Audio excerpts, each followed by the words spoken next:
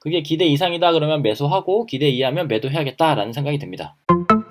2차전지 소재주 중에 하나를 갖고 싶어서 찾던 중에 실리콘 음극재가 눈에 들어왔습니다. 음극재라고 하면 2차전지의 4대 요소 양극, 음극, 전해액, 분리막 중에 하나죠. 이 음극은 현재 흑연계 음극재에서 실리콘계 음극재로 발전 중인데요. 이 실리콘계 음극재의 특징은 뭐냐면 충전 속도가 빠르고 배터리 용량을 키울 수 있다는 장점이 있고 대신에 수명이 짧아진다는 단점을 가지고 있습니다. 하지만 현재 전기차 배터리는 충전 속도와 배터리 용량이 주요 이슈이기 때문에 실리콘계 음극재의 필요성이 대두되고 있습니다. 그래서 음극재 시장은 2025년까지 연평균 39% 성장할 것으로 전망이 되고 그 중에 실리콘계 음극재 시장은 2025년까지 연평균 70% 성장할 것으로 전망이 되고 있습니다.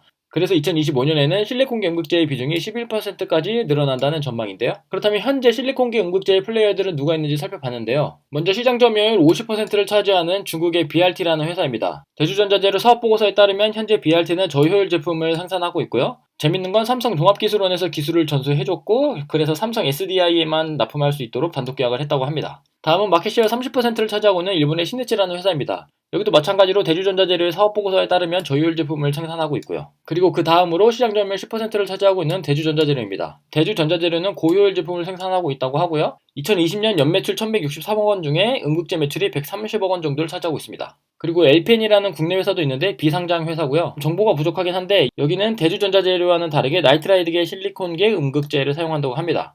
대주전자재료는 옥사이드 실리콘계 음극재고요. 효율로 치면 나이트라이드 실리콘계 음극재가 더 좋다는 얘기가 있어요. 하지만 아직은 전 사업 영역 연매출이 179억 원으로 작은 회사고요. 나중에 상장된다면 관심 가져볼 만한 회사인 것 같습니다. 그리고 한솔케미칼이 있는데요. 여기도 BRT와 마찬가지로 2020년에 삼성 종교원으로부터 기술을 전수받아서 현재 개발 단계에 있는 것 같고요. 재밌는 거는 삼성 SDI가 BRT에서 공급받던 것을 공급처 이원화하려는 목적으로 한솔케미칼에도 기술 전수를 하는 것 같아요. 그리고 SK머티리얼즈 여기도 실리콘계 음극재 사업에 뛰어들었고요. 2021년 내에 미국 기업과 국내 합작사를 설립할 예정이라고 합니다. 2023년 양산 목표로 하고 연 2,000톤 규모를 목표로 한다고 합니다. 정리하면 대주전자재료가 국내 기업 중에는 선두로 보이고 고효율 제품이라는 글로벌 경쟁력도 갖춘 것으로 보입니다. 그러면 대주전자재료의 매출 구성과 변화를 한번 보겠습니다. 전체 매출은 증가하는 추세고요. 왼쪽 그래프를 보시면 파란색이 전도성 페이스트라고 하는 제품인데 이 전도성 페이스트의 매출 비중이 50%로 가장 크고 증가하고 있어요. 하지만 그 비중은 작아지고 있죠. 왜냐하면 빨간색으로 표시된 음극재 매출이 가파르게 성장을 하고 있고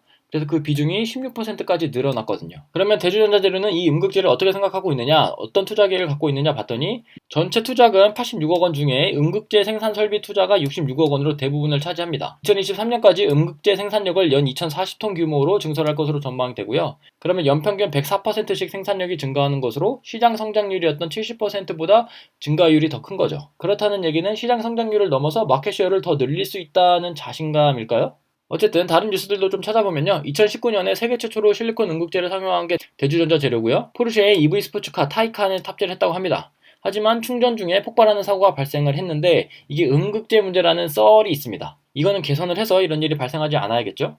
2022년부터는 LG 에너지 솔루션과 GM의 합작사인 얼티엄셀에 음극재를 공급한다고 하고요. 현재 한국, 미국, 유럽, 일본, 중국 등의 고효율 실리콘 산화물 음극재 핵심 품질 특허가 등록되어 있다고 합니다. 이렇게 대주전자재료는 좋은 산업에 좋은 아이템을 가지고 있는 것 같은데 그러면 현재 주가의 밸류에이션은 어떤지 한번 계산을 해봤습니다. 음극재 실적이 증가할 것으로 예상이 되는데 얼마나 증가할 것인가를 예측을 해봐야 되는데 그거를 생산력 증가율만큼 보자니 너무 큰 것 같아서 좀 더 보수적으로 잡기 위해서 그보다 더 작은 시장 성장률만큼 개선된다고 가정을 했고요. 음극재 외 다른 사업 매출은 2021년도 1분기 수준이 유지된다고 가정을 하고 당기순이익률도 2021년 1분기 수준이 유지된다고 가정했습니다. 그랬을 때 최근 4분기, 즉 2021년 1분기와 2020년 4분기, 3분기, 2분기까지 기준으로 했을 때 PER이 106이고요. 2021년 올해 말 예상 PER이 40, 22년 37, 23년 33으로 계산이 됩니다. 이게 어느 정도 수준인가 하면 K뉴딜 2차전지 ETF를 구성하는 10종목이 있죠. 이 10종목의 평균을 계산해 봤더니 현재 78, 2021년 말 예상 PER이 64, 22년 34,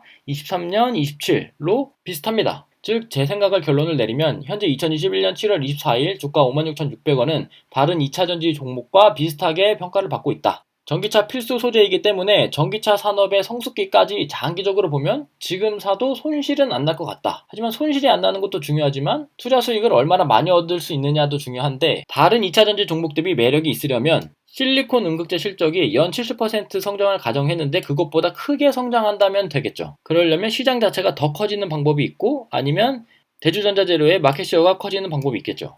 혹은 다른 종목들의 PER이 올라가서 상대적으로 저평가되어 보이거나 현재 주가에서 원하는 수익률만큼 주가가 빠진다면 다른 종목보다 매력적이라고 보이겠죠? 이 중에서 대주전자재료가 스스로 이뤄낼 수 있는 건 마켓쉐어를 키우는 것, 이거죠. 그래서 저는 실제로 생산력이 계획대로 늘어나는지 시장 점유율이 커지는지 이렇게 추적을 하면서 그게 기대 이상이다 그러면 매수하고 기대 이하면 매도해야겠다라는 생각이 듭니다. 근데 진짜 어려운 건 그런 판단을 얼마나 빨리 할 수 있느냐겠죠? 그런 판단을 빨리 할 수 있는 연습을 많이 해야 될 것 같습니다. 그러면 저는 또 다른 내용을 공부해서 오도록 하겠습니다.